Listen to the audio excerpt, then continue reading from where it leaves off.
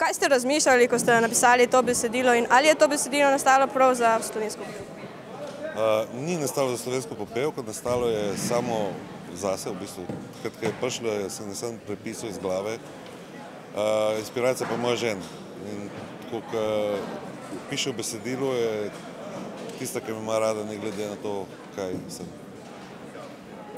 iz tega povrata. Zgoraj brez je drugačno besedilo od tistih, kar smo bili vajeni na slovenski popevki. Je morda tudi to bil razlog, oziroma kakšen je bil potem še ključ oziroma vloga Katarine Maje?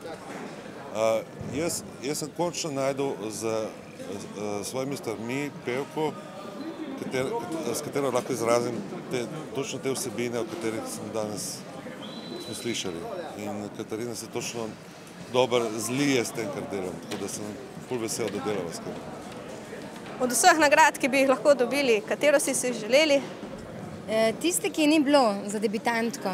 Malo sem presenečena, da tega ni, ker se mi zdi zelo pomembno za tiste, ki smo sveži, ker tukaj kar nekaj starih imen, ki so že nekako obvladajo to sceno. Tako da mogoče bi za nas ta nove malo lahko kaj pripravili, ampak dobro. Meni je to, da sem sploh tukaj in da sem izbrana na razpisu, velika čast. Najlepša hvala za povabilo. Hvala.